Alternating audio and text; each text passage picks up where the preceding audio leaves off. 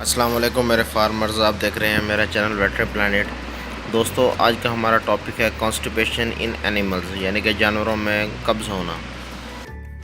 सबसे पहले हम आपको जानवरों में कब्ज़ होने के बारे में मालूमात देंगे और इनसे छुटकारा हासिल करने के बारे में बताएंगे।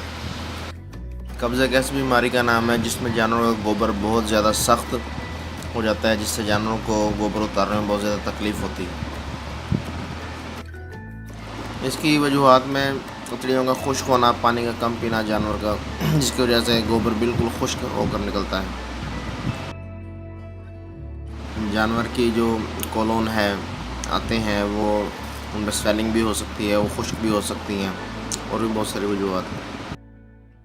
एक और पेरिस्टाल्टिक मूवमेंट है जो जानवर में शुरू होती है मुंह से लेकर रेक्टम तक, उसका ना होना या उसका कम हो जाना भी कॉन्स्टिपेशन के नाम है।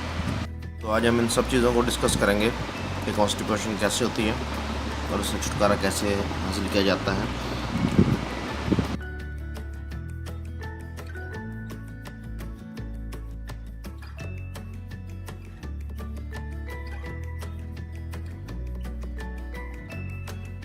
ये मैंने कॉन्स्टिपेशन होने की बहुत सारी वजूहत बयान की हैं, इनको आप ज़रा गौर से देखें और इसको जहन में बिठा लें। उर्दू या हिंदी समझने वाले दोस्तों के लिए भी ये उर्दू में मैंने बताया है कि आप गौर से इसको पढ़ सकते हैं।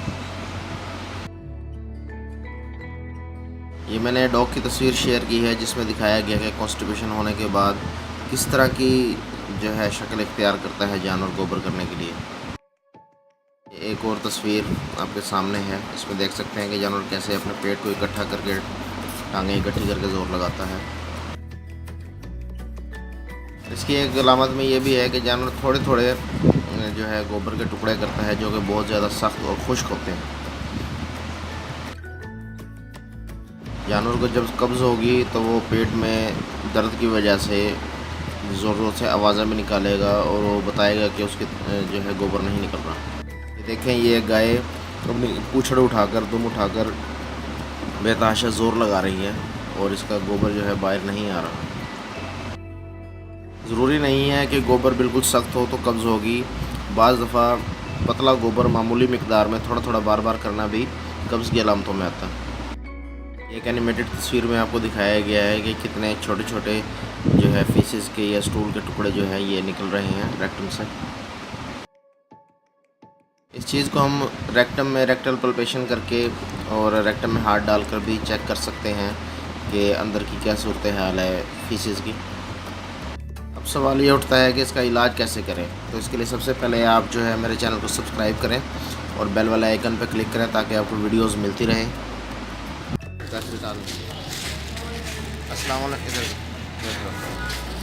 अस्सलाम वालेकुम मेरे फार्मर्स, आप देख रहे हैं मेरा चैनल वेटरी प्लानिट। दोस्तों, आज हम हॉस्पिटल में मौजूद हैं। हमारे पास एक केस है, इस कट्टे को सीवियर कॉन्स्टिपेशन का मसला है और इसने मिट्टी खाई थी। मिट्टी के बाद इन्होंने इसका इलाज काफ़ी किया, अब ये दूध भी पीना छोड़ गया है और इसने जो गोबर है अपना वो भी नहीं उतारा काफ़ी दिनों से। तो आज हम आपको बताएंगे कि इसका अनीमा कैसे करना है और साथ हम इसकी डिवर्मिंग कराएंगे। तो ये हमारे पास मौजूद है, ये हमारे पास मौजूद है क्लीन अनीमा। तो सबसे पहले, और दूसरी हमारे पास मौजूद है ये निज़ाम, ये पिलाने के लिए। इसका जो फार्मूला है ये है लिवामिसोल हाइड्रोक्लोराइड ऑक्साक्लोज़ानिन। तो ये हमारे पास क्लीन अनीमा है, इसको हम अनीमा करेंगे।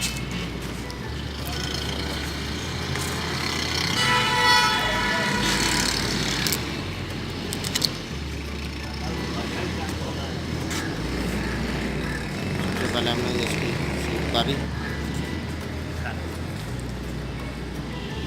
सीट उतारा, इसको मैं तैयार करना है, आपको दिखाते हैं।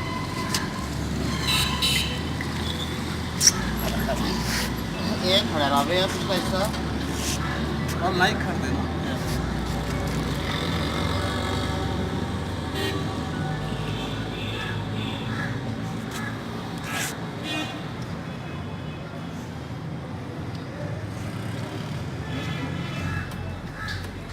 पास कर sir,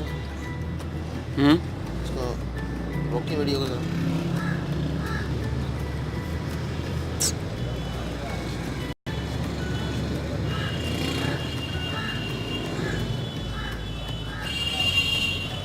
Jadi datang jauh jangan tuh. Pocong.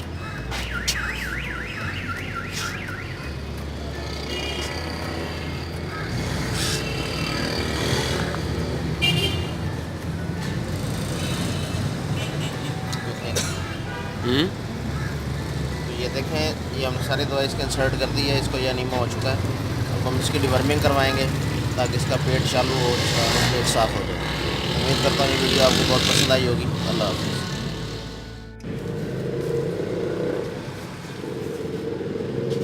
हमने इसको 20 ml इंसान प्लस पिलाना है।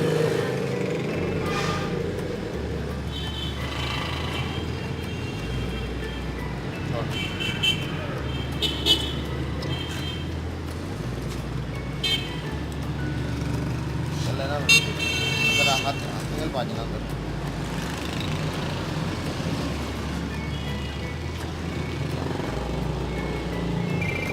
ठीक है।